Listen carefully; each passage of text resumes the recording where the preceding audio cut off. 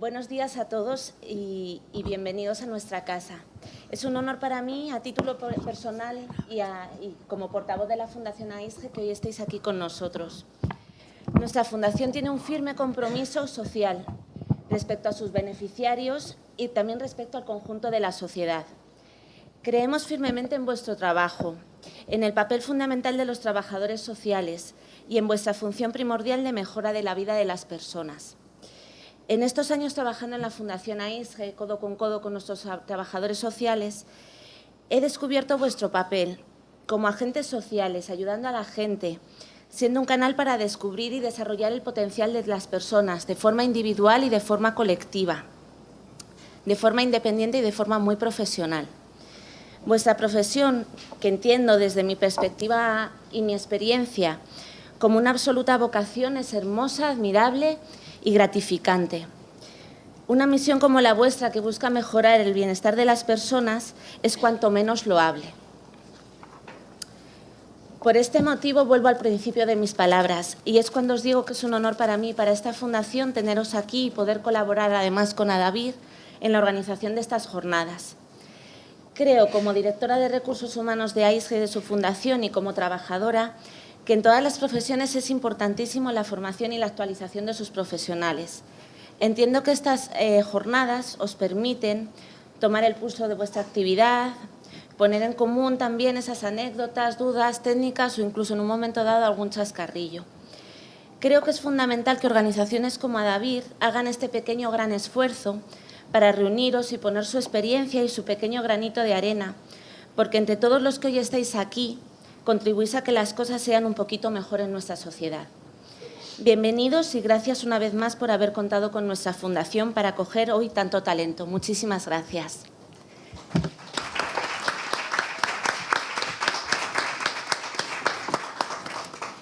Y yo os dejo ya con libertad y con el resto de ponentes y doy paso a mi compañero Iván Arpa, que es trabajador social y coordinador desde el año 2003 del área asistencial de la Fundación AISGE. Muchísimas gracias y bienvenidos.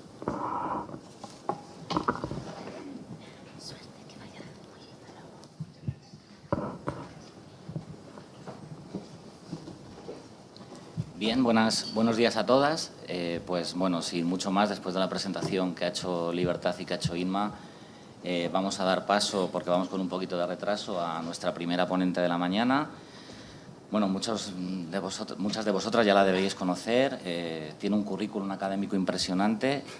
Vamos, voy a decir 3 líneas de muchas más que podría decir, ¿vale? Silvia es doctora en Trabajo Social gracias a su trabajo diseño y validación de un instrumento para el diagnóstico social en residencias para personas mayores del Servicio Regional de Bienestar Social de la Comunidad de Madrid, obteniendo la máxima distinción universitaria, sobresaliente cum laude.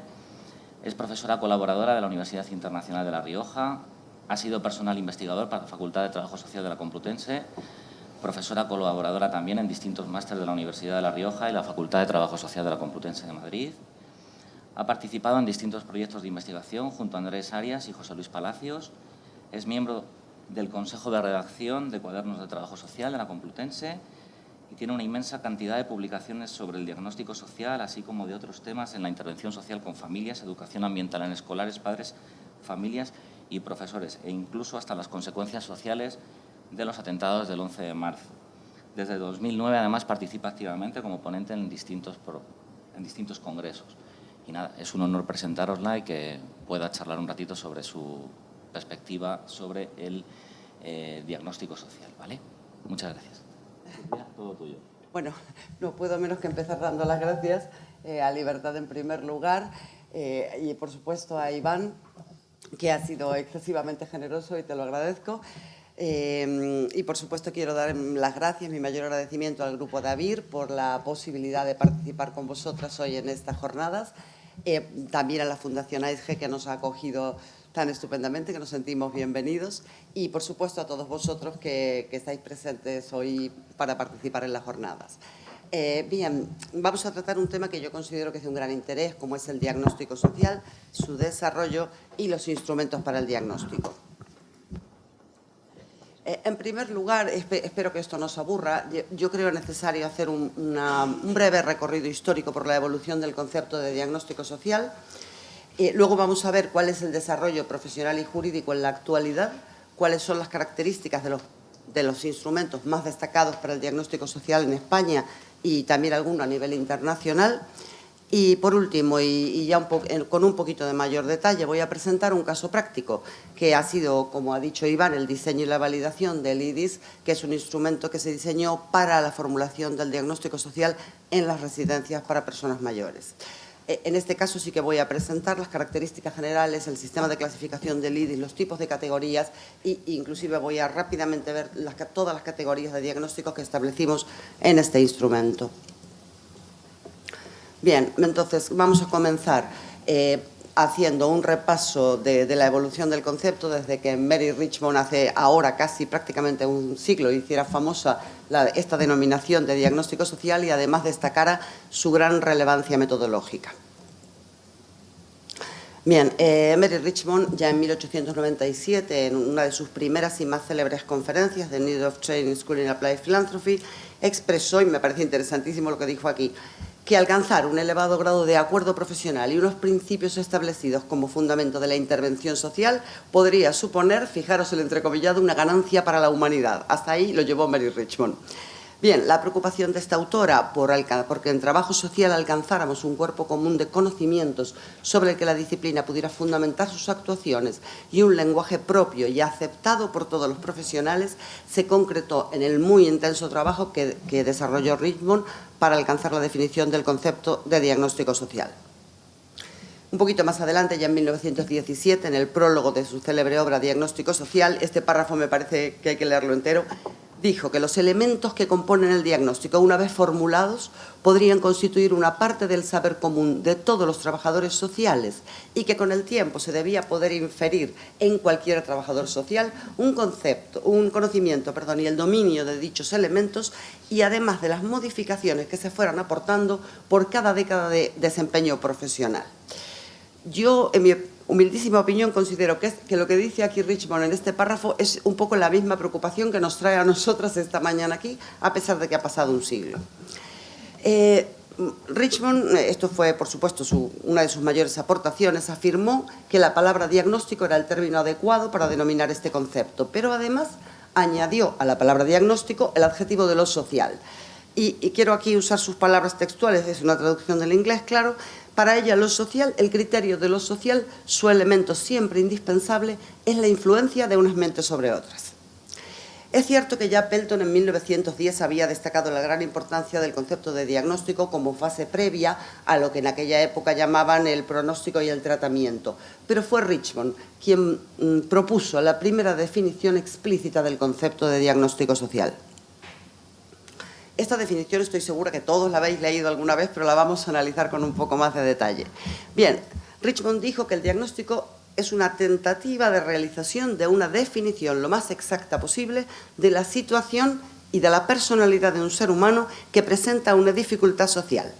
Repite, de su situación y personalidad en relación con otros seres humanos, de los que de algún modo depende o que dependen de él, y en relación también con las instituciones sociales de su comunidad. Voy a analizar lo más rápidamente posible cuáles son los elementos fundamentales de esta famosísima definición.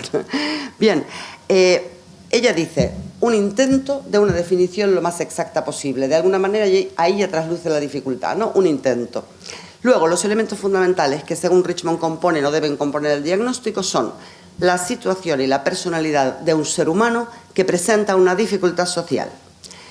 También destaca la importancia de la relación de esta persona con todo su entorno y las relaciones de interdependencia y también las relaciones que tiene la persona con las instituciones sociales de su comunidad.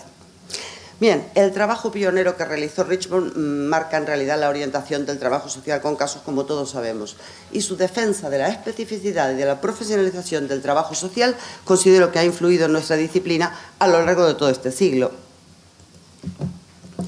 Bien, en 1923, Hamilton destaca también la importancia decisiva de la realización de un diagnóstico social que ella denomina útil, que permitiera una intervención eficaz en cada caso. Hamilton también señala la necesidad, ya entonces, en los años 20, de desarrollar métodos de investigación y de diagnóstico más elaborados y mejores registros de información, mejores sistemas. En su obra Principles of Social Work Recording, ella define el diagnóstico social de una manera diferente. Dice que es una opinión profesional sobre la naturaleza real del problema que el cliente presenta. Bien, Hamilton señala, es la primera de otros muchos autores que lo van a señalar, cuáles eran en aquel momento las dificultades para la plena implantación y el desarrollo del concepto de diagnóstico social. En primer lugar, destaca la resistencia de los profesionales a formular el diagnóstico por escrito en aquel momento histórico. La frecuente confusión de los trabajadores sociales entre la fase de investigación y la fase del diagnóstico. La enorme profusión de términos distintos para designar el concepto de diagnóstico.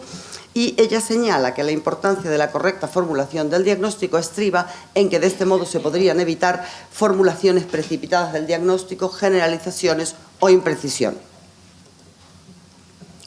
Bien, Hamilton, como sabéis, la mayoría de vosotros, fue la principal impulsora del modelo diagnóstico o modelo psicosocial. Este modelo se fundamenta en dos conceptos: el concepto de persona en situación, que va a ser muy relevante luego a lo largo de la historia de la disciplina, y el concepto de diagnóstico social, que para Hamilton debe formularse tanto en la fase inicial como durante la intervención. Hamilton define en este modelo, en esta obra, el diagnóstico como un examen crítico de la situación de la persona. Fijaros que aquí ha desaparecido el concepto de personalidad. Ella ya lo centra en la persona, su entorno físico, económico, social y cultural. En el contexto americano también, y ya en la década de los 50, autores como Greenwood y Selby, fundamentalmente sus aportaciones eran señalar la necesidad urgente de que el trabajo social desarrollara clasificaciones de diagnóstico social y destacaron su utilidad para sistematizar el conocimiento que íbamos adquiriendo en trabajo social. También en la década de los 50, Florence Hollis presentó una concepción otra vez psicosocial del diagnóstico. Para Hollis, el diagnóstico tenía que contemplar la situación social y la personalidad individual. Para ella, un diagnóstico social completo debía valorar cuál era la etiología del problema, la información detallada y completa de la situación vital de la persona, un elemento que aparece nuevo en la actitud personal frente al problema en cuestión, y fijaros que aparece que el diagnóstico debe contemplar las fortalezas y las oportunidades que están implícitas en una determinada situación social. Veo caras de escepticismo. Bien, Hollis junto con Mary Goods fueron las principales impulsoras del modelo psicosocial, que en realidad constituyó una evolución, en cierto sentido, del modelo diagnóstico psicosocial de Hamilton. Goods y Hollis señalaron de manera muy destacada las siguientes dificultades en aquel momento de la disciplina, años 60. Nuevamente, la confusión entre los términos evaluación y diagnóstico, y aquí la resistencia de los profesionales a utilizar el término diagnóstico, porque, al menos en palabras de estas autoras, los trabajadores sociales asociaban el término diagnóstico a una cierta adscripción del trabajo social a la medicina, y la preocupación de los profesionales era que bajo la influencia de la disciplina se corría el riesgo de que el trabajo social y el diagnóstico social hicieran más hincapié en las debilidades, en los problemas de una situación social, que en las fortalezas, las motivaciones, las capacidades. También destacaron estas autoras la preocupación profesional por el uso de etiquetas que pudieran conllevar el riesgo indeseado, tanto de la estigmatización como del uso de estereotipos en la formulación del diagnóstico social. Bien, en este modelo psicosocial, para Hollis y Wood, el diagnóstico social debe contemplar las fortalezas personales, familiares, la participación activa de la persona en el proceso, la situación social y la evaluación de las interacciones habituales de la persona con todos los elementos del sistema y del medio ambiente. Por último, también ellas, por supuesto, señalaron la necesidad y, en este caso, la urgencia de alcanzar una tipología sistemática que clasificara todas las situaciones objeto tanto de diagnóstico como de intervención social. Bien, en este sentido y un poquito más adelante, casi en la década de los 70, Francis Turner, que es un autor que ha sido muy prolífico y se ha centrado en trabajar el tema del diagnóstico, lo defendió acérrimamente el término diagnóstico, porque en su opinión ni la utilización del término diagnóstico ni el uso de clasificaciones para formular el diagnóstico significaban o implicaban ninguna adscripción al modelo médico ni excluían para nada la participación de la persona en el proceso de intervención. Me parece interesante la definición que propone Turner de diagnóstico, es novedosa. Dice: el diagnóstico es el acto conceptual de formular un juicio del que el trabajador social se hace responsable profesionalmente. Y, por supuesto, bueno, sigue sobre cuya base se lleva a cabo la intervención, que esto lo manejamos todos.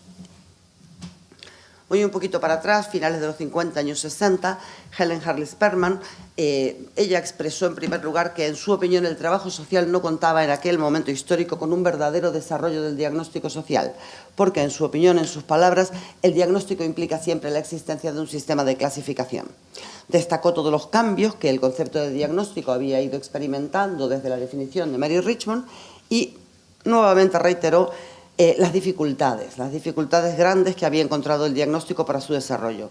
La confusión de los trabajadores sociales, pero Perlman va más allá y dice la confusión de las escuelas de pensamiento en trabajo social, acerca de, fijaros, confusión acerca de cómo debe formularse un diagnóstico, de cuál es la verdadera naturaleza del diagnóstico y de en qué medida el diagnóstico social es realmente útil o contribuye de una manera eficaz a fundamentar la intervención social. Es decir, que su preocupación era realmente muy intensa. Bien, Perlman diseñó el famoso modelo de resolución de problemas. Este modelo se fundamenta en el concepto de rol social, porque, en opinión de Perlman, el rol social es el concepto correcto para delimitar el campo específico de conocimiento y de práctica en trabajo social. Esta autora opinaba que, de este modo, la atención del trabajador social se centra en la persona que se encuentra en algún tipo de situación que le supone una interacción problemática respecto de las demandas y expectativas de las personas y respecto de las condiciones del entorno social en el que se encuentra. Para Perlman y a este modelo de resolución de problemas, los elementos fundamentales del diagnóstico son el rol social en el que se identifica el problema y, de manera muy destacada, la motivación, capacidades, oportunidades y fortalezas que para ella deben ser los elementos que deben ser movilizados para alcanzar un cambio en la intervención social. Hasta aquí hemos estado presentando el desarrollo en el ámbito americano, en el ámbito de Estados Unidos. En Inglaterra y aproximadamente en la década de los 70, autores como Timms y Sainsbury coincidieron fundamentalmente en el planteamiento de los autores americanos, pero hicieron pequeñas variaciones. Destacaron muchísimo la necesidad de contar con la participación de la persona en el proceso de diagnóstico social. Consideraron, en este sentido, están de acuerdo con Perlman, que el aspecto fundamental para elaborar el diagnóstico era valorar el cumplimiento satisfactorio, las dificultades en el desempeño de uno o varios roles sociales. Y en concreto, Eric Sainsbury destacó que para él el principal valor del diagnóstico era su utilidad para resolver los siguientes elementos de la intervención social: la solución del problema social que tenía el cliente, las necesidades materiales y emocionales del cliente y la capacidad de la agencia y del trabajador social para ayudar a la persona. Es decir, se podría decir que es una concepción quizás un poco más pragmática del diagnóstico. El diagnóstico es útil para resolver esto. Bien, la importancia del diagnóstico social y la preocupación por su desarrollo también ha sido objeto intenso y frecuente de trabajo para los autores de la literatura hispanoamericana, tanto en España como en Latinoamérica. A partir de los años 70 son muchos los autores, aquí veis solo algunos pocos, no puedo citarlos a todos, que han expresado o que han coincidido en considerar que el diagnóstico social es la síntesis final del proceso de investigación y que debe ser formulado siempre explícitamente como fundamento de la intervención social. Estos autores señalaron las dificultades para alcanzar un cuerpo común de conocimiento acerca de cuáles son las dimensiones y cuáles son las categorías que debemos utilizar para formular un diagnóstico social correcto. Y expresaron todos prácticamente un muy elevado grado de preocupación acerca de lo que consideran el insuficiente desarrollo teórico y metodológico del diagnóstico social. Estos autores destacaron también la gravedad de esta situación, o lo que ellos consideran que es la gravedad de esta situación, por la importancia decisiva y la influencia que debe tener el diagnóstico social para fundamentar la intervención. Bien, no obstante, yo creo que podemos considerar que a partir de los años 80 en trabajo social se ha llevado a cabo un verdadero e intenso esfuerzo disciplinar para ir superando este tipo de dificultades. El diagnóstico social a lo largo de estas últimas décadas ha sido objeto de estudio y de desarrollo tanto jurídico como conceptual y metodológico. Y a partir también de los años 80 se intensifica o se inicia un proceso de diseño de instrumentos para el diagnóstico social. El objetivo de todos estos instrumentos ha sido prácticamente el mismo: delimitar, definir y clasificar con precisión cuáles son las variables y las categorías necesarias que han de ser contempladas para la correcta formulación del diagnóstico social. Muy brevemente voy a hablar del desarrollo jurídico porque creo que es importantísimo. Creo que en el ámbito jurídico el concepto de diagnóstico social está alcanzando una implantación casi plena. En ese sentido, 15 de las 17 comunidades autónomas españolas establecen en sus leyes de servicios sociales que el diagnóstico social es un derecho específico del ciudadano y que es una prestación básica del sistema público de servicios sociales. Estas leyes también establecen que el diagnóstico es el resultado de la evaluación integral de las necesidades del usuario, que permite orientar el plan individualizado de intervención, que permite también seleccionar los recursos y las prestaciones, tanto en los servicios sociales generales como especializados. Y quiero hacer mención a que las únicas 2 comunidades autónomas, en este caso Extremadura y Andalucía, que aún utilizan el término valoración en lugar del término diagnóstico, realmente sus enunciados, esta utilización de la palabra valoración no ha afectado a la importancia ni al sentido del concepto, que es el mismo en todos los casos de las 17 leyes, se está hablando de la formulación de un dictamen técnico. También en el ámbito casi jurídico quiero señalar que el Código Deontológico de Trabajo Social establece que el diagnóstico social es la fase previa a la intervención que realizamos los trabajadores sociales en el ejercicio de nuestras funciones. Establece también que los trabajadores sociales consignarán siempre el diagnóstico social en todas las historias sociales, que contaremos con las suficientes y necesarias escalas de valoración de las diferentes situaciones sociales para poder enunciar o elaborar el diagnóstico social y que toda intervención social constará siempre de una evaluación diagnóstico de la situación y de las personas implicadas en la situación. Bien, como decíamos, a partir de los años 80 tenemos un proceso intenso de diseño de instrumentos. Quiero señalar algunos aspectos rápidamente. La mayoría de todos los instrumentos, por no decir todos, han sido diseñados por instituciones públicas o bien por encargo de las instituciones públicas. Otro aspecto que me parece muy destacable es que la gran mayoría de los instrumentos, sobre todo los más destacados, se han llevado a cabo, se han diseñado sobre la base del trabajo conjunto de los trabajadores sociales. Y yo creo que en la medida en que se han desarrollado estos instrumentos, sobre todo los más modernos que ahora vamos a analizar, se ha ido alcanzando una definición cada vez más precisa del concepto de diagnóstico social. En este sentido, me voy a atrever a presentaros una propuesta de definición operativa que hemos propuesto junto con el doctor Arias Astray. Bien, hemos definido operativamente el diagnóstico social como el juicio profesional que formula el trabajador social como resultado del estudio y de la interpretación de una situación social dada y que constituye el fundamento de la intervención en dicha situación. La correcta formulación del diagnóstico social es responsabilidad y es competencia del trabajador social y deberá contemplar siempre las dificultades y las fortalezas de la persona y de su situación familiar, social e institucional. Voy a hacer un breve análisis de por qué hemos propuesto esta definición. Bien, hemos intentado, por un lado, glosar, sintetizar los principales elementos conceptuales que hemos ido encontrando en el análisis de la literatura. Hemos querido delimitar que, en nuestra opinión, el diagnóstico social es un juicio profesional cuya formulación es competencia exclusiva y es responsabilidad del trabajador social. También hemos querido diferenciar el diagnóstico social de la fase previa de estudio y de la fase posterior de intervención social, llamando la atención o destacando que el diagnóstico social es el nexo metodológico fundamental entre estas 2 fases y que, por lo tanto, deberemos intentar formularlo con la mayor precisión y corrección que el conocimiento de nuestra disciplina nos permite en cada momento. También hemos destacado en la definición que el diagnóstico social, en nuestra opinión, debe contemplar no solo las dificultades, sino también de manera destacada todas las fortalezas presentes en una determinada situación y que se considerara tanto la situación individual como la situación del entorno familiar, social e institucional, puesto que consideramos que constituye un elemento fundamental para el diagnóstico, para la intervención y también para el pronóstico de una determinada situación social. Bien, voy a presentar ahora los principales instrumentos para el diagnóstico social. Lamentablemente, por una cuestión de tiempo, no voy a poder presentar más que aquellos que considero los ejemplos más destacados, pero todos estos aspectos que presento brevemente pueden ser luego objeto de charla en el turno de debate. En concreto, vamos a ver el referente más destacado en el ámbito internacional, que es el Personal Environment System, que voy a llamar PIE para ser breve, y que es un sistema de clasificación de problemas de funcionamiento social desarrollado en América por Carl Simandrei. En el contexto de los servicios sociales españoles, voy a analizar el Sistema de Información de Servicios Sociales SIUS V5, que todos conocéis, me imagino, Y me vais a permitir que analice el sistema SIUS, porque si bien no es un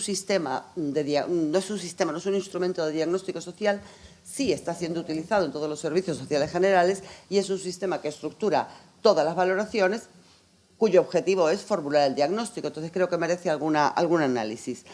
Luego voy a presentar un modelo destacado de otro tipo de sistema, que es el modelo global de diagnóstico del Gobierno vasco, y en servicios sociales especializados, voy a presentar, que ya os comenté, el desarrollo y la validación del IDIS, que este es un instrumento para residencias para personas mayores.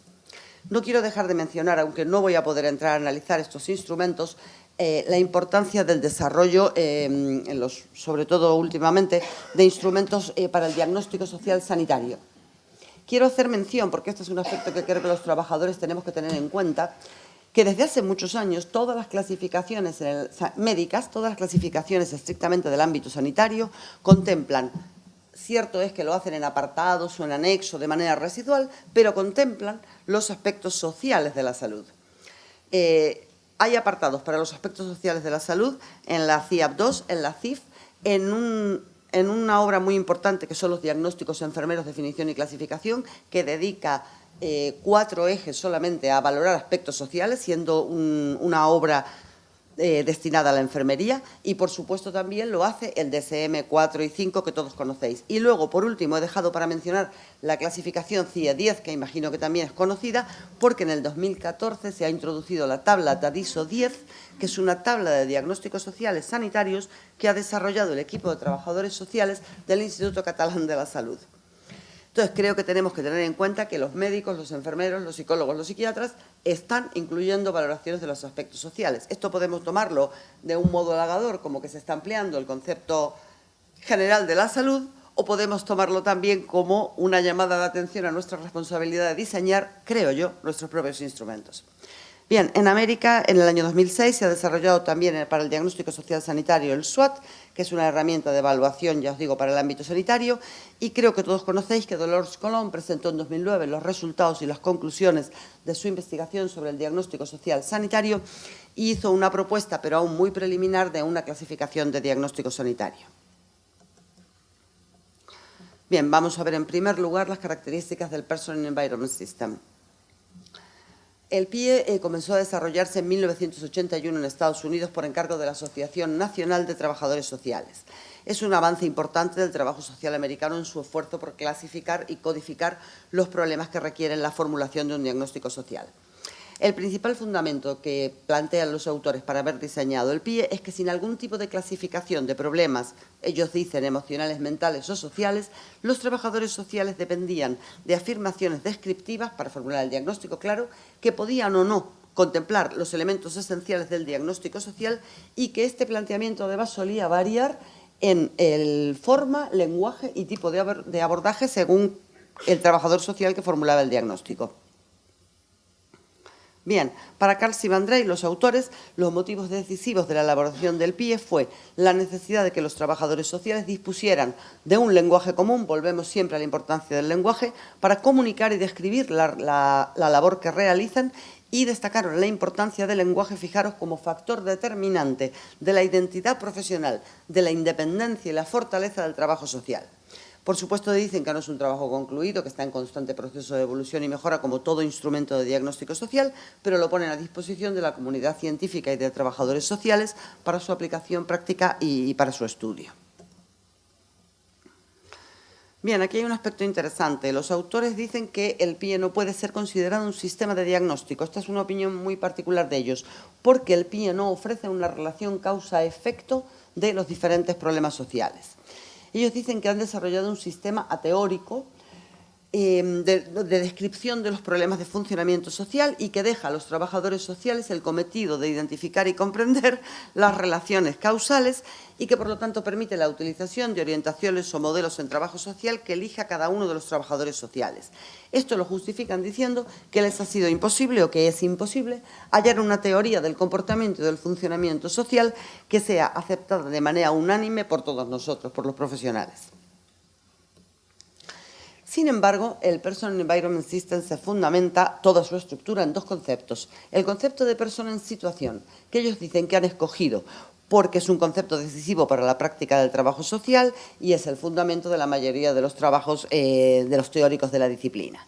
También lo han fundamentado, esto me parece muy interesante porque es un diseño especial, creo, sobre el concepto de funcionamiento social. Ellos dicen que la mayoría de los modelos en trabajo social abordan este concepto y que consideran que la mejora del funcionamiento social es el objetivo principal o el objeto principal de nuestra intervención social, porque argumentan que cada persona ocupa un rol, por lo menos un rol en un momento determinado, y que es la satisfacción o las dificultades en el cumplimiento de este rol las que pueden ser identificadas como los problemas en el desempeño del trabajo social y, por tanto, el objeto de la intervención social. Bien, el PIE se ha estructurado sobre la base de lo que ellos llaman factores, yo lo llamo ejes, ¿vale? 4 factores de diagnóstico: problemas de funcionamiento social, problemas medioambientales, problemas de salud mental y de salud física. Sí quiero destacar que únicamente los 2 primeros ejes son de diseño propio de Carl Sivandrei, ahora lo comento más detalladamente. En los problemas de funcionamiento social, en el eje 1, el profesional ha de consignar el rol o los roles sociales en los que el trabajador social ha identificado el problema en cuestión, el problema que origina la demanda. También identificará el tipo de problema en el rol social, la severidad del problema, su duración y la capacidad de la persona para hacer frente a este problema. Por tanto, el trabajador social va a identificar los roles personales, ocupacionales y sociales de la persona o de la familia o el grupo, va a contar con la definición de cada uno de esos roles y también se han establecido la definición de diferentes tipos de problemas asociados a cada rol. Menciono algunos: conflicto de poder, ambivalencia, dependencia, aislamiento, opresión, pérdida de rol u otros conflictos. En el factor 2, problemas medioambientales, aquí lo que valora el trabajador social es el sistema social donde se ha identificado un problema, el tipo específico de problema que existe en el sistema social y la severidad y la duración del problema. Ellos han clasificado 6 ámbitos posibles de problema que el trabajador social debe identificar: problema en las necesidades básicas, educación, en el sistema legal, en el sistema de salud, seguridad y servicios sociales, los sistemas de asociación voluntaria y en los sistemas de apoyo social. Para la valoración y el diagnóstico de los factores 3 y 4, el PIE remite a los trabajadores sociales a la consulta y utilización de los ejes 1 y 2 y eje 3, respectivamente, del DSM-4 texto revisado, en la actualidad del DSM-5, o sus equivalencias en la CIE 10 o en la CIF. Y además dice que el trabajador social consignará siempre dentro del diagnóstico social un posible diagnóstico médico, si éste existe, o la información que aporta el usuario en su defecto. Bien, a modo casi de conclusión, quiero señalar que el PIE es un interesante sistema de clasificación, pero que es únicamente aplicable a la valoración de los problemas de las personas adultas. No incluye la valoración en el caso de niños, de adolescentes, de familias y tampoco de personas de edad muy avanzada. Sin embargo, es un sistema de muchísimo interés porque está siendo aplicado ampliamente, prácticamente en todos los Estados Unidos, en Italia, en Canadá, en Japón y en muchos otros países de nuestro entorno. Recordemos que contempla la valoración de los problemas de funcionamiento social, pero también las fortalezas y los recursos personales de los usuarios. Y incluye también el plan de intervención asociado a cada diagnóstico y consideramos que este sistema tiene grandes posibilidades de aplicación y de evolución y que podría, por supuesto, ser susceptible de ser traducido al castellano si nos pareciera interesante. Bien, ahora vamos a analizar el sistema de información de usuarios de servicios sociales.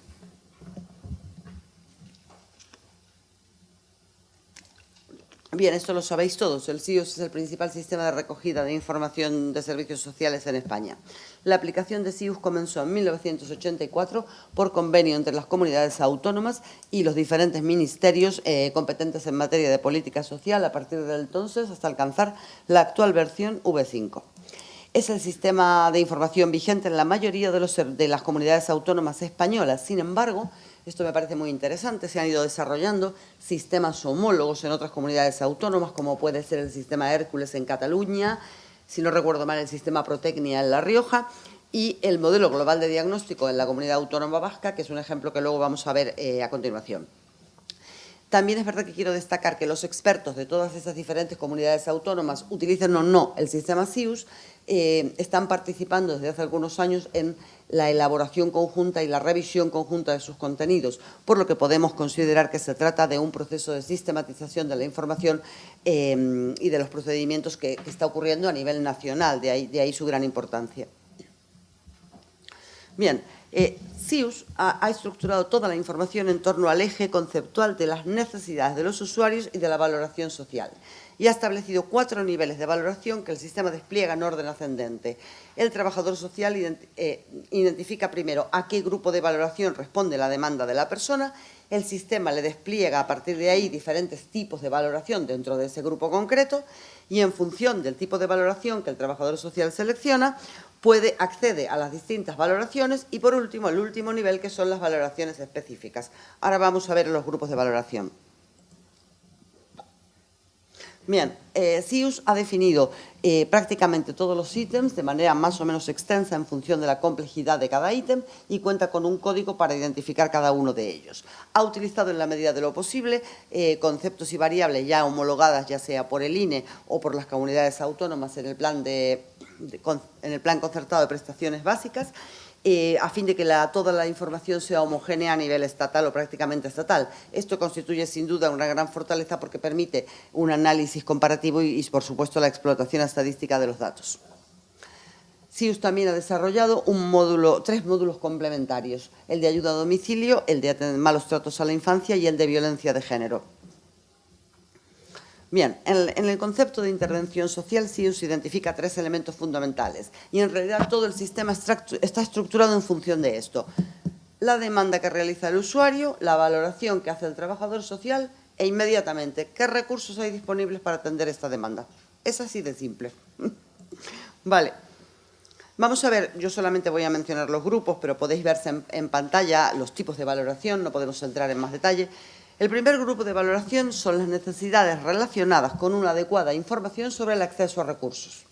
El segundo grupo, las necesidades relacionadas con una adecuada convivencia personal y familiar, como veis, desajustes, abandono, malos tratos, etc.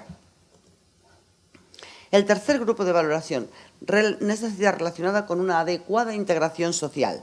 Aquí contempla solamente inserción laboral, escolar y social. Y el cuarto y último grupo, necesidad relacionada con la falta de medio para las coberturas de necesidades, es decir, necesidades materiales. Bien, para hacer un análisis un poco más en profundidad y sobre todo respecto del concepto que hoy nos ocupa, que es el diagnóstico social, hay que destacar que SIUS no ha sido diseñado como un sistema específico de diagnóstico social. Son las diferentes situaciones de necesidad las que constituyen el eje fundamental del sistema. Y considero, y ahora voy a presentar este análisis, que en el desarrollo de SIUS existe cierto grado de confusión o al menos cierto grado de indefinición respecto de cómo utilizan los conceptos de valoración y de diagnóstico social. En SIUS, el apartado para la formulación del diagnóstico social es un campo abierto, pero es obligatorio, y el profesional lo va a cumplimentar en función de las valoraciones que haya realizado de las demandas presentadas por los usuarios. Bien. Vamos a ver cómo ha tratado el sistema SIUS el término valoración. En SIUS el término valoración está definido, estos son citas textuales. La valoración, dice, es un diagnóstico profesional que puede requerir más de una entrevista, visitas o gestiones. Si nos fijamos, en letra violeta he puesto mis comentarios, ¿no? En este caso entiendo que está asimilando ambos términos como sinónimos, porque dice que la valoración es un diagnóstico profesional, o sea que no pone diferencia entre una cosa y la otra. Sin embargo, analicemos cómo lo define en el módulo de ayuda a domicilio. Aquí la definición de diagnóstico dice: es algo similar a la valoración que se hace en la intervención de un expediente, solo que en este caso está sin codificar. El trabajador social debe reproducir aquí las circunstancias que, según la historia, han llevado a la situación actual. Aquí entiendo que el término diagnóstico ha sido definido como algo similar a la valoración, asimilando nuevamente ambos términos, pero creo que esta definición deja un cierto margen de indeterminación o de indefinición sobre cuál es la diferencia entre valoración y diagnóstico. Por último, en el módulo de maltrato infantil han definido el término valoración de este modo: en este apartado se reflejará el diagnóstico que el profesional realice del caso según la valoración de todos los datos que haya registrado a lo largo del módulo. entiendo que en este caso considera que el diagnóstico se formula sobre la base de la valoración que ha realizado el trabajador social, de tal modo que aquí podríamos entender que SIUS dice que la valoración es el proceso previo que fundamenta el diagnóstico social, el diagnóstico final de la situación. Por tanto, creo que podemos considerar que SIUS en realidad lo que ha hecho es sistematizar únicamente el proceso de valoración social y que lo distingue del procedimiento final de la formulación del diagnóstico social. Vuelvo a reiterar que creo que existe cierta falta de claridad entre los términos valoración y diagnóstico social y quiero recordar que todo el sistema está estructurado sobre el concepto de necesidad social y en relación directa e inmediata con la posibilidad de asignar recursos para esas necesidades. Por lo tanto, considero casi que podemos pensar que es correcta esta distinción que hace SIUS entre los términos valoración y diagnóstico, puesto que, en mi opinión, la formulación de un diagnóstico social completo y correcto contemplará la situación de la persona en su conjunto y no puede estar ceñido únicamente ni a las necesidades, ni a la demanda, ni a la posible asignación de recursos.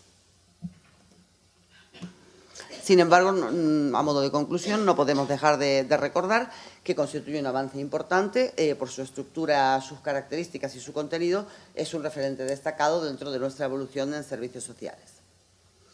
Bien, vamos a ver por último en servicios sociales generales las características del modelo global de diagnóstico. ¿Por qué he elegido el modelo global de diagnóstico? Es un sistema homólogo a SIUS, que además se está utilizando en todos los servicios sociales generales del País Vasco y también en las derivaciones a servicios especializados. En este momento se está valorando también su implantación en Navarra, en los servicios sociales de Navarra, y voy a presentar en concreto este modelo y no otro, porque considero que constituye el ejemplo más destacado de sistematización del diagnóstico social que tenemos en este momento en España.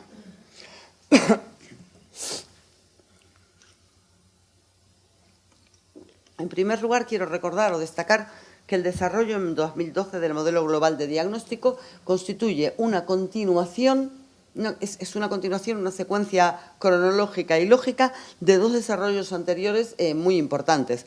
En 1889 se comenzó a diseñar el Manual de Indicadores de Diagnóstico Social, que es muy antiguo y que conoceréis, que diseñaron Martín Miranda y Suárez por encargo de los colegios profesionales de la Comunidad Autónoma Vasca y con subvención y también por encargo del Gobierno vasco.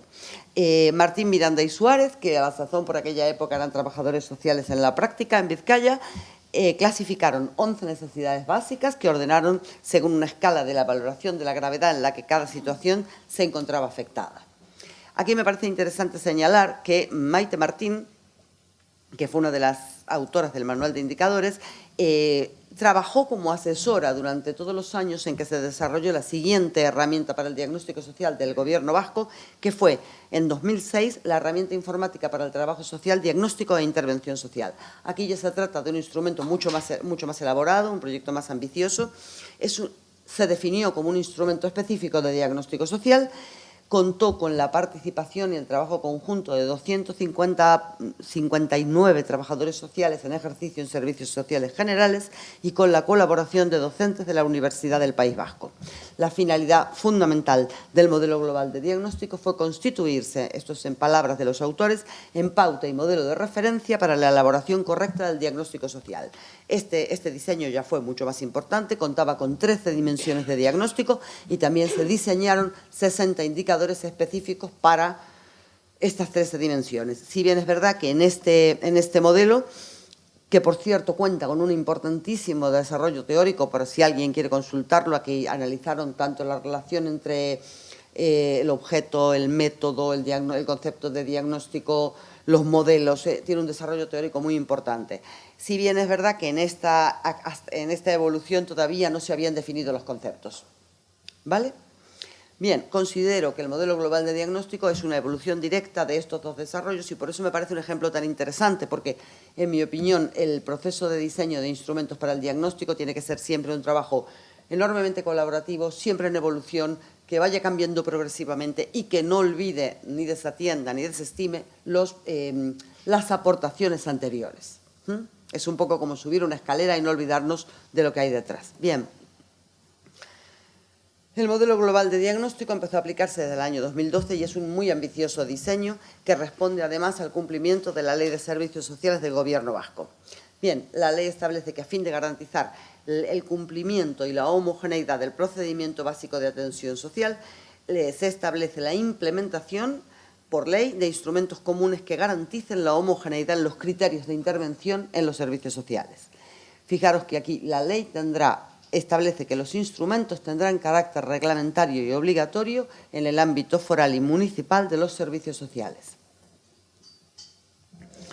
Bien, el modelo global de diagnóstico no ha incluido instrumentos ni modelos para regular el plan de atención personalizado que se diseñará exclusivamente en función del diagnóstico social que haga el trabajador social. Y por ello, y lo dicen explícitamente, han utilizado la denominación más precisa de diagnóstico social, que permitirá valorar con criterios comunes la situación de la persona usuaria y determinar cuál es el plan de intervención. También se determina que se van a diseñar y se van a regular por ley en el futuro todos los demás instrumentos de diagnóstico para la valoración de situaciones más específicas que requieran diseños especializados. Bien, el decreto que desarrolló la Ley de Servicios Sociales regula la utilización del modelo global de diagnóstico, que es un conjunto integrado de instrumentos.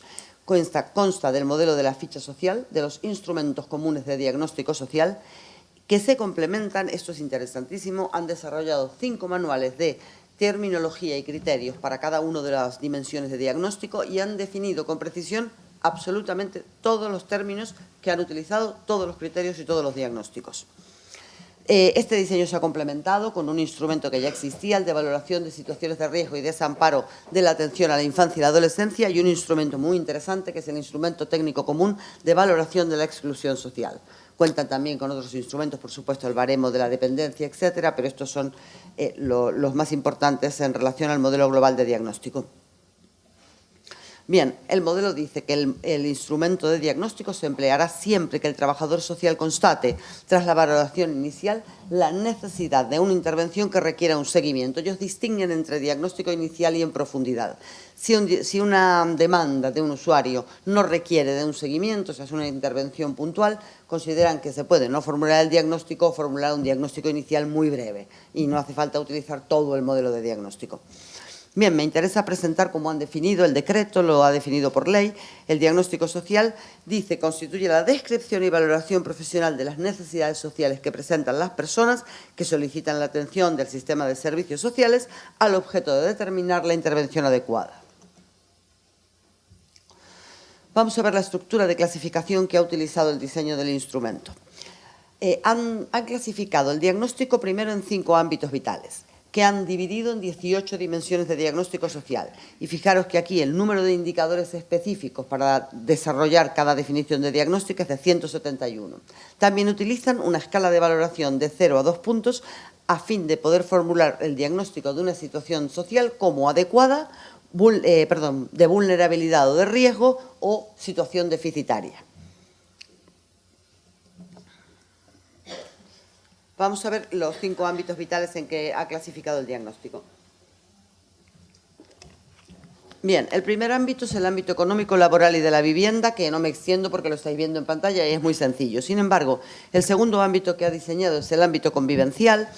Y si veis aquí, sí es un desarrollo muy amplio porque contempla tanto relaciones, vínculos, relación de apoyo social, redes primarias, secundarias, todo tipo de situación convivencial, personal, familiar, social, institucional, todos los contextos de convivencia y la organización de la vida cotidiana. También quiero señalar que a partir de este ámbito, lo vais a ver en todos los demás, han diseñado una dimensión extra, digamos, de diagnóstico que la llaman dimensión jurídico-administrativa y se identifica en cada una de ellas si existe alguna circunstancia legal o administrativa que puede estar influyendo o condicionando el bienestar dentro de este ámbito, en este caso el convivencial. El tercer ámbito de diagnóstico es el ámbito personal. Aquí también me parece un desarrollo muy interesante porque han diagnosticado tanto competencias como habilidades sociales, educación, dinamismos vitales, disposición al cambio, etcétera. En el ámbito de la salud es un ámbito más sencillo para todos nosotros, salud, discapacidad o incapacidad laboral. Y por último, en el último ámbito de diagnóstico social, que es el social, perdón la redundancia, se ha clasificado categorías del diagnóstico respecto a la aceptación social, la convivencia cotidiana comunitaria, la relación de adaptación al medio social y normativo, la disponibilidad de relaciones sociales y también la participación social. Como veis, ya sé que lo estamos viendo muy brevemente, pero se ha hecho un desarrollo bastante exhaustivo de dimensiones que no tienen directa relación con necesidades materiales, sino con necesidades de participación, de convivencia, y eso a mí me ha parecido muy interesante. Por supuesto, a partir de aquí no puedo presentar, lamentablemente, pero están en línea en Internet. Si buscáis los manuales de terminología y criterios del modelo global, os va a sorprender el increíble desarrollo de definición de conceptos que tienen. Dentro del modelo global, el trabajador social cuenta también con 3 tipos diferentes de criterios para establecer un determinado diagnóstico. En concreto, el criterio interpretativo. En este criterio se define el enunciado del diagnóstico, del indicador, y se detallan las diferentes circunstancias, atención, que pudieran ser causa de la situación que estamos diagnosticando o bien que precisan la definición que se ha establecido. Luego, también han incluido un criterio de exploración en el que se describen o se aconsejan cuáles son las estrategias de investigación que se han de utilizar para obtener la información suficiente y cuáles son las fuentes de información a las que puede acudir el trabajador social en un caso en concreto. Por último, también han establecido un criterio temporal, es decir, el periodo de tiempo concreto al que se refiere un determinado indicador.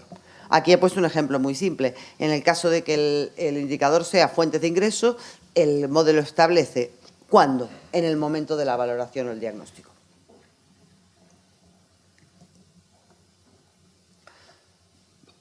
Bien, además, como os comentaba antes, a través de el trabajador social va a valorar cada indicador en una escala de 0 a 2 puntos y el profesional determina el diagnóstico social, que va a definir como situación social adecuada si le asigna 0 puntos, de vulnerabilidad o de riesgo si el trabajador social lo valora en 1 punto y deficitaria si se utiliza el punto 2 de la escala. Bien, como os dije antes, considero que es un ejemplo muy destacado de diseño de instrumentos para el diagnóstico, no solo por su amplísimo contenido, sino por el trabajo evolutivo, por el trabajo colaborativo. Eso a mí me parece muy interesante, ¿no? Que se cuenten con la gente que ha estado trabajando antes, que se cuenten con asesores y que sobre todo se haya trabajado sobre la base de la participación muy amplia de los trabajadores sociales que están en ejercicio en la práctica. Me parece también muy interesante que se haya diseñado no como un sistema de recogida de información, es un sistema específico de diagnóstico social, aquí no se han cortado. Bueno, que es un resultado progresivo, ya lo he dicho, la participación de los trabajadores sociales. Yo considero que este modelo es un referente que cualquier otro diseño de instrumentos debe tener en cuenta y que tiene grandes posibilidades de evolución futura. Ya os contaré, bueno, al final, si queréis, os cuento una consideración. Sí quiero comentar que voy a presentar ahora a continuación el diseño del IDIS, que es el instrumento en residencias para personas mayores, y fue una lástima porque yo diseñé el instrumento justo antes de que se publicara y de que se empezara a implementar el modelo global de diagnóstico. Es decir, conocí y estudié todas las demás herramientas, pero descubrí el modelo global cuando ya estaba validando mi instrumento, porque si no, hubiera intentado que fuera un trabajo, no sé cómo, con el gobierno vasco no sé cómo, pero hubiera intentado que fuera un trabajo colaborativo, porque realmente vais a ver que hay muchísimas coincidencias. Si bien el instrumento que os voy a presentar es muy especializado en residencias, yo creo que podemos tender a alcanzar finalmente una clasificación universal de diagnóstico. Pero si queréis eso lo comentamos luego, porque excede un poco el tema. Bien, entonces voy a presentar a continuación, y ahora sí con un poquito mayor detalle, el diseño y la validación del IDIS, que fue el objeto de mi tesis doctoral, tesis doctoral que realicé, claro, bajo la dirección de los doctores Arias Astray y José Luis Palacios Gómez. No puedo presentar todos los resultados, pero sí quiero presentar los supuestos fundamentales sobre cuya base lleve a cabo la investigación, cuál fue el diseño general del estudio, el método, los resultados y las conclusiones de la fase de diseño del IDIS, porque creo que es lo que puede resultaros más interesante. Y luego, ahora sí, aquí muy sucintamente, los resultados de la validación no los puedo presentar, pero os voy a contar rápidamente qué método utilicé y cuáles son las principalísimas conclusiones. El tema de la validación es muy importante para el diseño de instrumentos de diagnóstico y si alguien tiene interés en el turno de debate yo puedo ampliar este tema a todo lo que os parezca interesante. Bien, ¿por qué elegí el ámbito de las residencias de personas mayores para el diseño del instrumento? La elección de este ámbito específico de investigación estuvo en función de la actual situación demográfica española, que es conocida por todos, y sobre todo de las previsiones futuras en este sentido, y que tienen una influencia destacadísima en las necesidades asistenciales de la población de edad más avanzada. También tuve en cuenta los importantísimos cambios que han ocurrido en la estructura familiar y la situación actual y la evolución, sobre todo en los últimos años de crisis, de los servicios sociales en España. En función de todos estos factores, las residencias continúan constituyendo, para bien o para mal, uno de los principales servicios sociosanitarios, sobre todo en la atención a personas mayores en situaciones importantes de dependencia en España. Bien, en este ámbito especializado de intervención, el diagnóstico social debe contemplar las características que son muy particulares de las personas que viven en este tipo de centros, sobre todo en función de la alta complejidad que supone el proceso de adaptación y la convivencia posterior en un entorno institucional. La muy avanzada edad de las personas que viven en las residencias, que en Madrid, bueno, no os voy a dar cifra exacta, pero ronda los 87 años de media, y también la importancia que han destacado todos los investigadores de la importancia y la influencia decisiva que tienen los factores sociales de la salud en el bienestar general de las personas mayores. Por todo ello, se consideró necesario y pertinente diseñar un instrumento específico en este ámbito de intervención, cuyo objetivo fue sistematizar el mejor conocimiento que hubieran alcanzado en ese momento los trabajadores sociales y facilitar la correcta formulación del diagnóstico en este ámbito. Otro supuesto fundamental del que partí para realizar esta investigación. Aquí os voy a contar muy brevemente un poquito de historia. Antes de hacer la tesis doctoral hice el trabajo fin de máster en una de las residencias de la Agencia Madrileña de Atención Social y por eso tuve este conocimiento y pude partir de estos supuestos, ¿no? Partí del supuesto fundamental de que los trabajadores sociales poseían un grado suficiente y más que suficiente de conocimiento acerca del diagnóstico social que iba a permitir su sistematización y que iba a permitir el diseño de un instrumento para el diagnóstico social. También conté con el supuesto de que existiría el suficiente grado de interés por parte de estos trabajadores sociales que me permitiría contar con su participación en la investigación en su calidad de expertos en atención a personas mayores. Y para mí una premisa muy importante es que yo considero importantísimo, considero decisivo que establezcamos cada vez más un nexo, un puente, un nexo de unión entre la práctica y la teoría en trabajo social. Considero que toda investigación en trabajo social debe contar con la fuente increíblemente rica de la práctica en trabajo social y del conocimiento que habéis acumulado en el ejercicio del trabajo social. Por todo ello,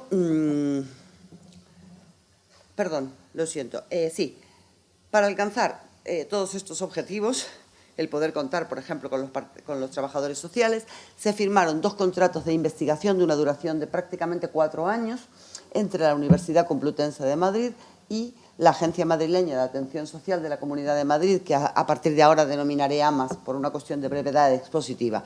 Y en este punto me vais a permitir detenerme un segundo para expresar mi mayor agradecimiento a la Agencia Madrileña, que auspició la investigación desde el principio, la facilitó en todo momento.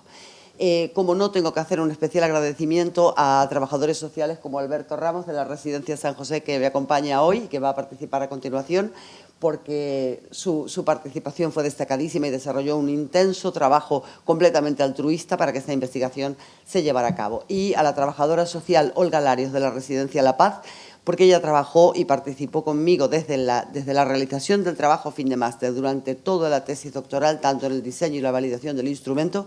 Su interés y su pasión por el diagnóstico social fueron un auténtico motor y un gran estímulo para mí. Conté con su apoyo en todo momento y quiero hacer extensivo este agradecimiento a Alberto y a Olga, a todos y cada uno de los trabajadores sociales que participasteis en la investigación. Lo hicieron voluntaria y desinteresadamente, con el único interés de mejorar el diagnóstico social, y ellos han dado el verdadero sentido al trabajo que hemos realizado. Ellos han sido realmente el motivo. Bien, el objetivo general de la investigación, que como sabéis fue el diseño y la validación, hizo necesaria que la realización de la investigación se llevara a cabo en 2 fases de investigación diferenciadas y además cronológicamente consecutivas.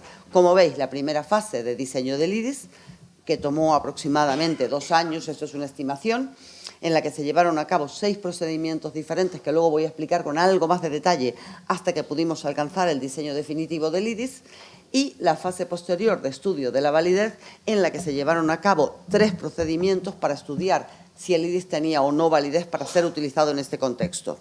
Me voy a extender un momento más aquí porque luego no tengo tiempo. Bien, el primer procedimiento que empleamos fue que 10 jueces expertos, 10 trabajadores sociales expertos en atención a personas mayores en residencias, pero completamente ajenos e independientes de la Agencia Madrileña de Atención Social, evaluaron el contenido completo del IDIS. Una vez ellos lo hubieron evaluado, el segundo procedimiento de validación que hicimos fue que solicitamos, y así se hizo, que 31 trabajadores sociales de la agencia madrileña en 17 de las residencias aplicaran el instrumento de diagnóstico para la formulación de todos los diagnósticos sociales que formularan o actualizaran en sus bases de datos durante 2 periodos de 3 meses, con un periodo de 3 meses de descanso entre ambos. Bien, una vez finalizado cada uno de estos 2 periodos de aplicación experimental del IDIS, el tercer procedimiento fue que realizamos una encuesta de valoración para que los trabajadores sociales pudieran evaluar tanto el contenido del IDIS como su utilidad práctica. Esto nos interesaba muchísimo para la formulación real en los centros. Bien, vamos ahora a hablar un poco de la población que participó. En la fase inicial de esta investigación participaron todos los 40 trabajadores sociales que estaban en ejercicio en aquel momento en las 24 residencias de la AMAS. Pero, dada esta participación de los 40 trabajadores sociales y su relación con la investigadora y su implicación en este estudio, consideramos que estos factores podían haber influido de algún modo en los resultados si participaban como evaluadores durante la fase de validación del instrumento. Por lo tanto, se tomó la decisión de formar 3 grupos diferenciados de expertos, como voy a explicar ahora a continuación. En primer lugar, se dividió el grupo inicial de los trabajadores sociales de la AMAS en 2 subgrupos. El grupo 1, que estuvo formado por 9 trabajadores sociales de la AMAS que participaron fundamentalmente en la fase de diseño, entre ellos Olga y Alberto. Y luego el grupo 2, que fueron los 31 trabajadores sociales restantes que no participaron en esta fase concreta de diseño y, por tanto, no conocían previamente el contenido, que participaron en la fase de validación como evaluadores del contenido y de la utilidad del IDIS. Pero, además, consideré necesario añadir un tercer grupo, que fue un grupo de 10 trabajadores sociales completamente externos. Muchos de ellos ni me conocían, estaban en otras comunidades autónomas y se les pidió la participación voluntaria. Estos trabajadores sociales únicamente trabajaron como evaluadores del contenido del IDIS. Vamos a ver ahora muy rápidamente el método y luego los resultados y las conclusiones del diseño del IDIS. Vemos el método en primer lugar. Bien, dada la complejidad, la gran complejidad de esta fase de la investigación, en esta diapositiva solo estamos viendo los procedimientos principales que utilizamos, cuáles fueron los objetivos y cuáles los participantes. Pero creo interesante contarlo porque el objetivo general de toda esta fase de investigación fue, y no era fácil, cómo obtener el conocimiento más amplio posible acerca de cuáles eran las situaciones sociales objeto de diagnóstico en este ámbito de intervención y cómo diseñar un instrumento que fuera lo más correcto y completo posible y, sobre todo, que fuera útil para los trabajadores sociales. En primer lugar, el primer procedimiento fue que visité todas las residencias, las 24 residencias, y realicé entrevistas personales de tipo estructurado con todos los trabajadores sociales, con el objetivo fundamental de conocer su perfil, su cualificación profesional para trabajar como expertos, el perfil de los mayores que viven en estos centros y también, por supuesto, conocer qué grado de interés existía, que eso no lo podía saber de antemano, para participar en este estudio, que además era una participación completamente voluntaria. Durante estas visitas y dada la importancia decisiva de las características ambientales de las residencias, analicé también las características físicas, arquitectónicas, organizacionales y el clima social de los centros. En este caso lo hice a través de la observación no participante y escogí un listado de criterios de evaluación de residencias de ancianos que se llama SERA y que fue diseñado por Fernández Ballesteros. Bien, el tercer procedimiento que empleé previo al diseño del IDIS fue, el objetivo aquí fue conocer en profundidad, porque yo no podía conocerlo desde fuera, cuáles eran las principales situaciones objeto de diagnóstico social y cómo se estaba formulando el diagnóstico social, es decir, si existía o no la necesidad de diseñar un instrumento. Para ello seleccioné y solicité a todos los trabajadores sociales una muestra estadísticamente representativa de la totalidad de diagnósticos sociales que habían formulado en los 24 centros durante un año entero.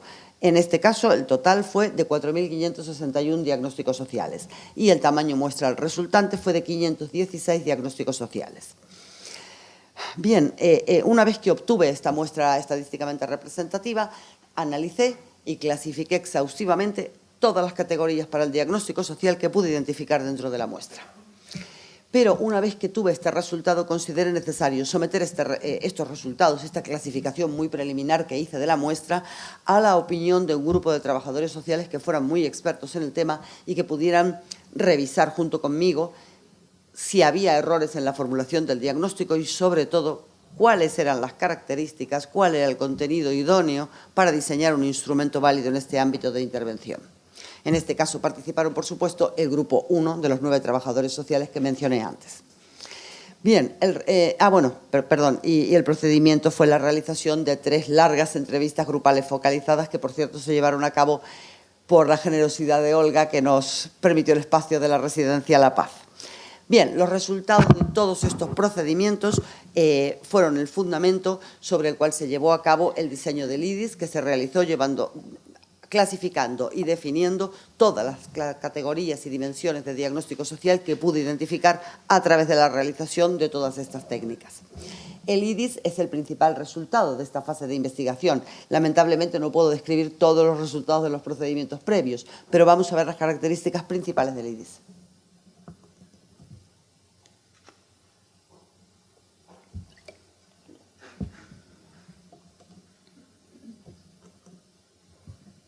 Bien, el contenido del IDIS se ha organizado sobre la base de un sistema categorial, un sistema de categorial de diagnóstico que se estructuró sobre la base de estas 4 dimensiones fundamentales de diagnóstico social: la situación individual, la situación social, la situación familiar y de amistades personales o personas significativas, y también la situación institucional. Perdón. Estas 4 dimensiones se dividieron a su vez en 15 subdimensiones de diagnóstico social. Las 15 dimensiones que estamos viendo ahora en la pantalla agrupan las 83 categorías para el diagnóstico social que se establecieron en el IDIS en función del grupo diagnóstico al que pertenece cada categoría. Para cada una de las 83 categorías de diagnóstico se diseñó una etiqueta con la denominación del diagnóstico y también un código alfanumérico que permite su correcta identificación dentro del IDIS. El IDIS cuenta también con un índice general de categorías para facilitar el manejo por parte de los trabajadores sociales y con un manual de uso. El manual de uso es una especie de introducción, es una guía para la utilización, sobre todo en trabajadores sociales no familiarizados todavía con este instrumento, y presenta dimensión a dimensión todas las especificaciones teóricas y técnicas que son relevantes y que hay que tomar en cuenta sobre cómo se diseñó y por qué se ha diseñado así el instrumento.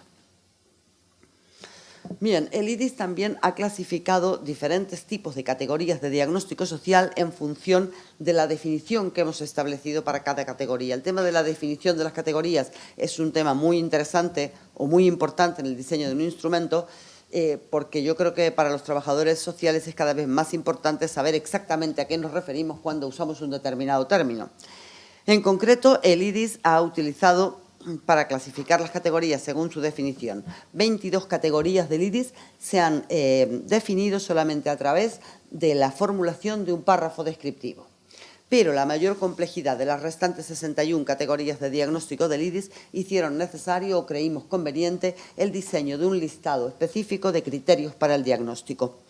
En este caso hemos diseñado un listado de 544 criterios para el diagnóstico. Los criterios se pueden definir como signos o manifestaciones observables de un determinado diagnóstico o factores que estén relacionados con el diagnóstico y que puedan ser importantes que conozca el trabajador social. Y además, en 14 de estas categorías y también en función de una mayor complejidad, se consideró necesario establecer requisitos complementarios. Los requisitos han sido bien el número mínimo de criterios con los que hay que contar para poder establecer un determinado diagnóstico, el tipo de fuentes de información a la que se debe acudir y también, en algunos casos, el periodo de tiempo que ha de haber transcurrido desde la aparición de determinados signos o manifestaciones de un diagnóstico para poder formular el diagnóstico. Luego veremos a continuación que se trata de diagnósticos verdaderamente sensibles, ¿no?, más difíciles de establecer. Vamos a ver un ejemplo de cada una de estas 3 categorías. La categoría A203, que tenéis en pantalla, ingreso por emergencia social, es un ejemplo de las 22 categorías del IDIS en las que se consideró suficiente definirlo únicamente a través de un párrafo descriptivo. Como veis, además, en este caso, además de la claridad conceptual de la situación que este diagnóstico designa, se trata de una definición jurídica previamente establecida en la Ley de Enjuiciamiento Civil. Por tanto, en este caso, solo se ha definido a través de este párrafo. Sin embargo, por ejemplo, en la categoría C906, ausencia de red de apoyo familiar, es un ejemplo de las 61 categorías en donde la definición a través de un párrafo no nos pareció suficiente y hemos establecido, además, un listado de criterios diagnósticos que pueden ayudar al trabajador social a establecer el diagnóstico, a definir los motivos, etcétera. Esto lo podemos ver luego más en detenimiento. Por último, la categoría A109, que es antecedentes de situación de abandono, es una categoría de las más complejas. Aquí no solamente se ha establecido una definición, digamos, narrativa, la primera, sino se ha establecido un listado de criterios, pero se ha formulado también que para que el trabajador social pueda establecer este diagnóstico deben cumplirse al menos 2 de los criterios para establecer el diagnóstico. Se establecerá solamente cuando esta situación conste bien en informe sociosanitario o en sentencia jurídica o hayan sido objeto de observación directa por parte del trabajador social o hayan recibido un informe verbal muy claro por parte del residente o de sus familiares. Bien, el IDIS clasifica también 2 tipos de categorías en función de la duración del diagnóstico. En primer lugar, aquellas situaciones sociales cuyo diagnóstico va a permanecer por su naturaleza más o menos invariable en el tiempo. Y otro tipo de categorías que son susceptibles de variación, de mejoría, de empeoramiento o de completa remisión y que, por lo tanto, pueden requerir una revisión más periódica, ¿no?, del diagnóstico. Vamos a ver un ejemplo. El primer ejemplo, que es antecedentes de situación de exclusión social, es un ejemplo del tipo de categorías que va a permanecer más o menos invariable. Cierto es que este diagnóstico va a tener más o menos influencia en distintos momentos de la situación vital de la persona y puede llegar un momento en el que consideremos que no tiene influencia y no lo consignemos, pero es un diagnóstico que permanece más o menos invariable. Sin embargo, este otro, por ejemplo, la categoría 701, relaciones sociales positivas, es un ejemplo de categoría de diagnóstico donde puede pasarnos a todos, pero en especial en el caso de las personas de edad tan avanzadas en la que se asocia enfermedad, discapacidad, diferentes grados de deterioro cognitivo, la capacidad para el establecimiento, para el mantenimiento de estas relaciones sociales positivas que gozan en un momento determinado pueden variar o disminuir y deben ser objeto de toda la atención y de la intervención del trabajador social que revisará más frecuentemente este diagnóstico. Bien, ahora vamos a ver muy rápidamente cómo hemos clasificado las 83 categorías de diagnóstico social en el IDIS. En la situación individual hemos clasificado una subdimensión de antecedentes personales donde las categorías hacen referencia fundamentalmente a situaciones como que el residente ha estado previamente en otra institución o que haya antecedentes de exclusión social, de maltrato físico, de maltrato psicológico, de abuso sexual, de desatención, de abandono o incluso que el residente haya sido, digamos, de alguna manera haya ejercido maltrato a terceros. O sea, cualquier antecedente que pueda ser relevante para la situación actual. También en la situación individual del diagnóstico hemos clasificado algunas categorías para la situación jurídica. En este caso son importantes la incapacitación, ingreso no voluntario, ingreso por emergencia social o distintos tipos de delitos o causas pendientes que pueda tener el residente y que sean importantes para su situación social. La situación económica, en el caso de los residentes, es especial, evidentemente, porque muchas de las necesidades están cubiertas por las residencias. Sin embargo, consideramos necesario valorar si se encuentran sin pensión, si la pensión no contributiva está en trámite y aspectos como, por ejemplo, si existe apoyo económico por parte de la familia o, por el contrario, existe abuso económico por parte de la familia, si existen deudas impagadas, si hay una correcta administración del dinero y el residente goza con el dinero suficiente a lo largo del mes que necesita. La subdimensión a 400, que es estado de ánimo general, fue una subdimensión muy difícil de tomar la decisión de si la clasificamos o no. Y en este caso lo que hemos hecho es categorizar únicamente aquellas categorías de diagnóstico respecto del estado de ánimo que son situaciones muy fácilmente observables por el trabajador social y muy fácilmente valorables, constituyen aquellas más comunes, como el buen estado de ánimo general, la apatía, la tristeza, el duelo o la sensación de soledad, y las hemos clasificado sobre todo porque no solamente pueden ser observadas por el trabajador social, sino que pueden ser detectadas y en caso de severidad o de prolongación de esta situación, el trabajador social puede realizar la correspondiente derivación al equipo médico de los centros o a los equipos sanitarios externos. Por último, en la situación individual hemos clasificado categorías para valorar la conducta y las habilidades sociales de las personas mayores residentes. En concreto, las habilidades sociales, en este caso, tienen una influencia decisiva, no solamente en el establecimiento, sino en el mantenimiento de todo tipo de relaciones que ha de mantener el mayor en la institución y que influyen también poderosamente en la conducta. En conducta se ha clasificado solamente conducta asertiva, de evitación, conducta posible defensiva, ineficaz, agresiva o conducta no valorable. Los diagnósticos que vamos a ver de conducta no valorable hacen referencia a aquellos mayores que por su situación, bien de situación física o de deterioro cognitivo, no se puede valorar la conducta ni la participación. Y en las habilidades hemos clasificado si gozan, o sea, si tienen uso de buenas habilidades sociales o si tienen alguna dificultad, porque además las habilidades sociales son algo que se puede mejorar y entrenar y favorecer por parte del trabajador social. En la siguiente gran dimensión, que es la situación social, hemos clasificado categorías para valorar las relaciones sociales del residente y su grado de participación. La participación de los residentes en los centros es decisiva de su bienestar social y hay muchísimos estudios que avalan esta importancia. En las relaciones se clasificaron que el residente tenga relaciones sociales positivas, que haya dificultades para establecer estas relaciones, que haya desinterés por parte de la persona mayor en establecer relaciones, que esté sufriendo rechazo social o aislamiento físico o aislamiento social.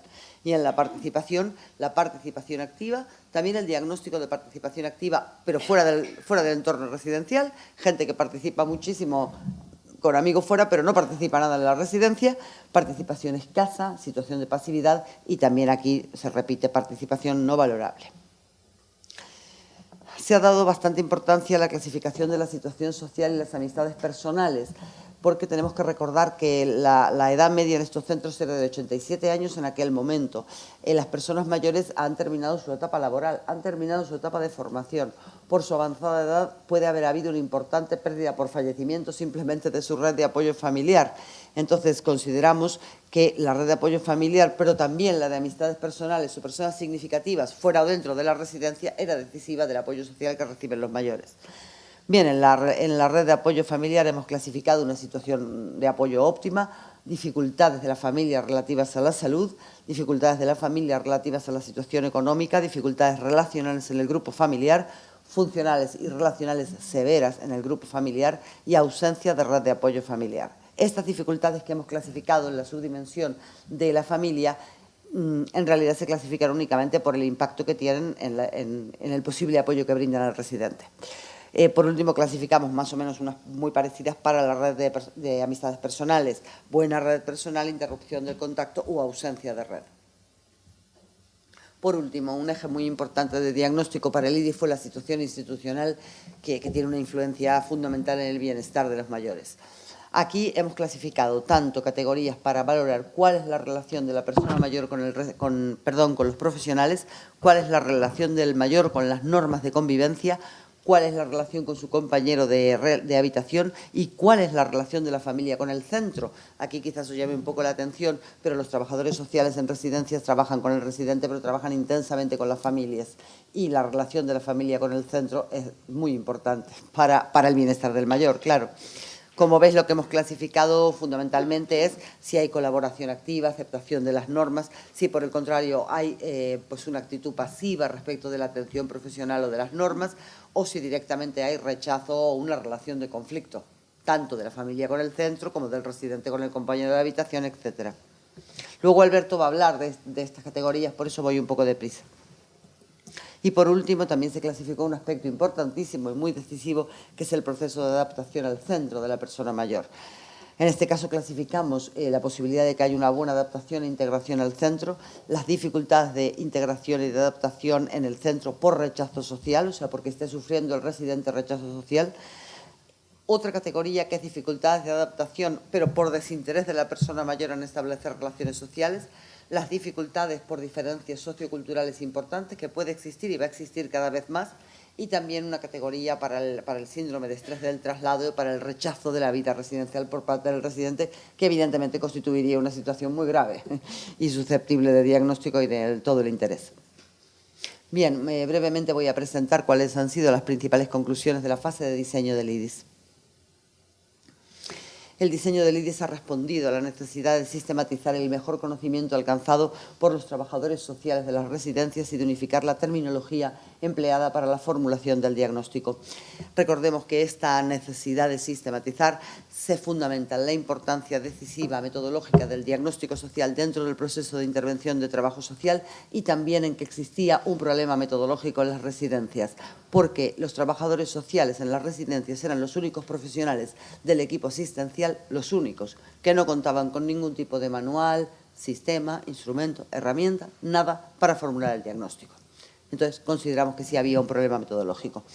Bien, en este caso la amplitud y la complejidad del dominio conceptual que representa el diagnóstico social eran los aspectos fundamentales que el diseño del instrumento debía contemplar. Y en este sentido considero que una de las principales fortalezas del proceso de diseño del IDIS ha sido precisamente su diseño metodológico, porque hemos contado con la participación de la población completa de los trabajadores sociales y, por lo tanto, nos han aportado una información suficientemente amplia que han permitido el correcto diseño del instrumento. Quiero recordar, naturalmente, que esta es la primera versión del IDIS y, por lo tanto, es solamente el inicio de un proceso en curso. Pero su uso regular en las residencias y su posible sistematización y digitalización supone la importante oportunidad de revisión, mejora y ampliación de su contenido y también la continuación de esta línea de investigación. Bien, para terminar, y lamento aquí no poder presentar resultados, pero voy a exponer las conclusiones fundamentales de la fase de estudio, de análisis de la validez del instrumento, que considero que es muy importante para un instrumento de diagnóstico. Bien, los expertos, los tres grupos de expertos que os describí antes y que evaluaron el contenido y la utilidad del IDIS, lo evaluaron cuantitativamente mediante una escala, de modo que las puntuaciones que todos estos expertos otorgaron constituyeron un indicador de validación por medio de jueces y mostraron todos un elevado grado de acuerdo interjueces. Luego en el turno de debate lo podemos ver. Y, por lo tanto, estos resultados confirmaron todas las hipótesis de investigación sobre las que diseñamos el estudio de la validez del instrumento. Por lo tanto, consideramos que el IDIS cuenta en este momento con las suficientes evidencias empíricas que permiten considerarlo un instrumento válido y potencialmente útil para la finalidad para la que se llevó a cabo su diseño y en el contexto en el que pretendimos desde el primer momento su utilización. Creo que una de las fortalezas destacadas del procedimiento de validación del IDIS es que hemos otorgado una gran importancia a la relación entre el contenido del instrumento y el dominio conceptual que el instrumento pretendía representar, el diagnóstico social. Para ello, recordar que llevamos a cabo tres procedimientos de validación diferentes con la participación de dos grupos independientes de expertos. Y también quiero recordar que se ha analizado, por una parte, tanto estrictamente el contenido del IDIS, los jueces externos analizaron únicamente cada uno de los 627 ítems que componen el IDIS y nada más, pero también se analizó cuál era, si existía la utilidad práctica del instrumento en las residencias.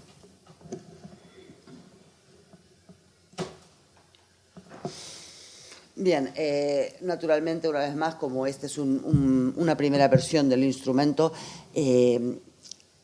y todo análisis de validez de un instrumento de diagnóstico constituye siempre un proceso en curso y siempre está inacabado por definición. Esta es una limitación inherente a los resultados de validación del IDIS que tenemos en la actualidad. Por lo tanto, el IDIS queda sujeto a todas las modificaciones que surjan de su uso en la práctica diaria en las residencias o en otros contextos residenciales y, por supuesto, al desarrollo de futuras versiones de este instrumento. Bien, por último, decir solamente que el diseño y la validación de un instrumento para el diagnóstico social en el ámbito especializado de las residencias constituyen solamente una aportación metodológica al desarrollo del diagnóstico social y que solamente cabe esperar que futuras investigaciones en este ámbito de estudio continúen y puedan mejorar el trabajo que humildemente hemos realizado. Nada más y muchísimas gracias por vuestra atención.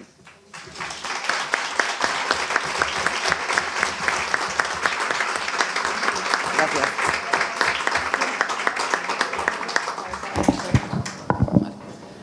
Muchas gracias, Silvia.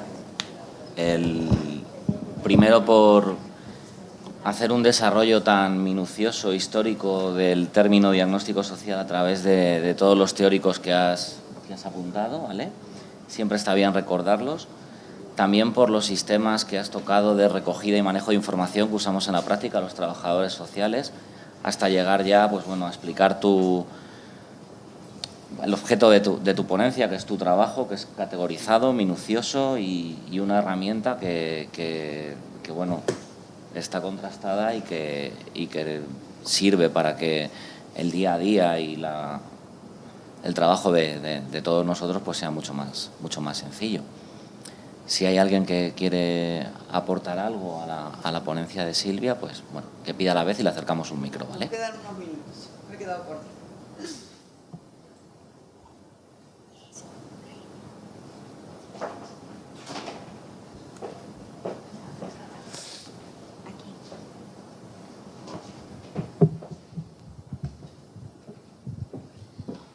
Pues yo quería, buenos días, agradecer la exposición de Silvia y esta oportunidad de profundizar en el tema del diagnóstico que yo creo que para todos los trabajadores sociales y bueno, para los que en especial participamos en residencias ha sido muy importante.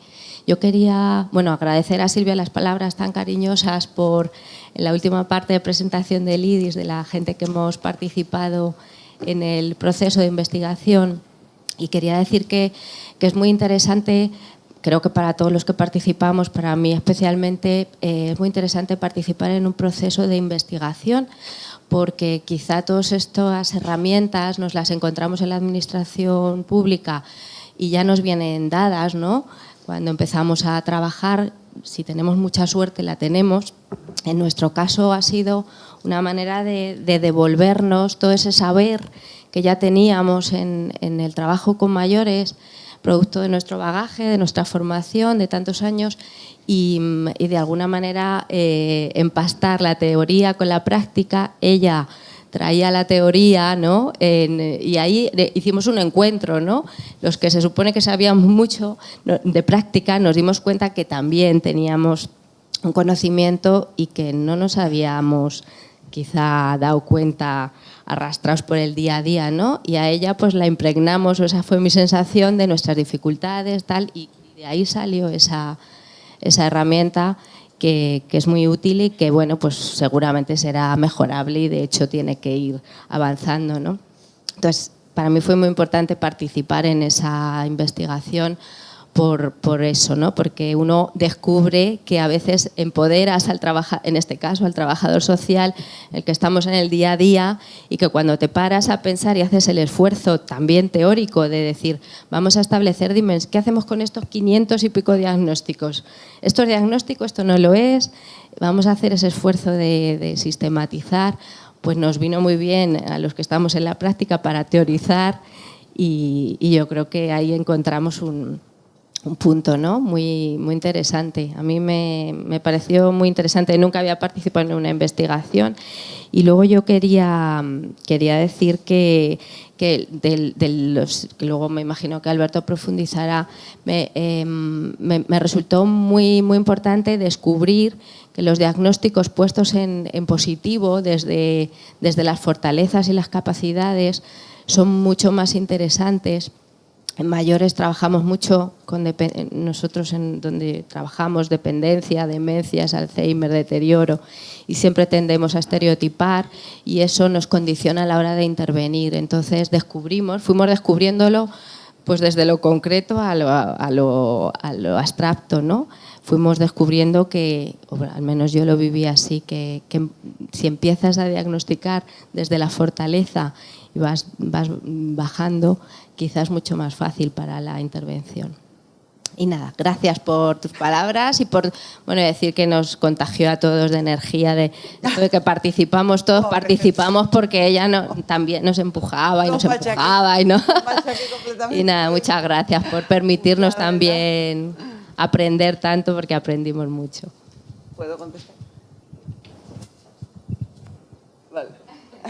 No, a ver, no voy a reiterar el agradecimiento a Olga porque somos viejas amigas y ella ya lo sabe todo, pero sí que yo sigo pensando, o sea, pensé en aquel momento y sigo pensando que el trabajo social que la práctica, o sea, todos los servicios sociales y todos vosotros, o sea, que es un yacimiento inexplotado, riquísimo, de un conocimiento que habéis acumulado seguro a lo largo de muchísimas décadas y que de alguna manera solo tenemos que recogerlo, conocerlo, sistematizarlo y darle publicidad.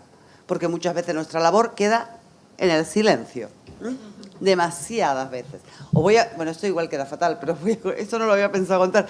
Una anécdota que os voy a contar. Trabajé durante un año con las víctimas de los atentados del 11M y me llama siempre poderosamente la atención que en todas las noticias, absolutamente en todas, desde aquel momento hasta entonces, se habla de la participación de los psicólogos, del SAMU, y no se dice nada de los trabajadores sociales que tuvieron un papel absolutamente protagonista desde el primer momento hasta el último. Entonces, y lo de seguir quejándonos yo creo que no funciona. Es labor nuestra empezar a decir, bueno, venga, vamos a darnos voz, vamos a publicar. Y realmente siempre dije y sigo pensando que la tesis doctoral en realidad para mí fue imprescindible. El conocimiento lo tenían ellos. Yo realmente no sabía qué debía contener ese instrumento. Yo no conocía las situaciones de diagnóstico. Entonces, la única labor que los teóricos podemos hacer es ir, empaparnos, conocer y, en todo caso, empaquetarlo y publicarlo. El conocimiento es vuestro. Entonces, para mí ha sido un trabajo interesantísimo y la verdad es que sin ellos no hubiera tenido ningún sentido, porque además el instrumento era para que lo utilizaran inmediatamente. Entonces, fue una experiencia excelente y espero que continúe. Bueno, así por dar una buena noticia, hay un preproyecto de ampliar el diseño, de diseñar el IDIS-2, y se ampliaría a todos los contextos residenciales de centros y residencias para personas con discapacidad intelectual. Y también, claro, centros de día, centros de mayores, que no está incluido, esto es solo para residencias, y no tenemos todavía financiación, como suele pasar, pero sí querríamos ampliarlo a todos los centros de discapacidad intelectual y residencias. Muchas gracias.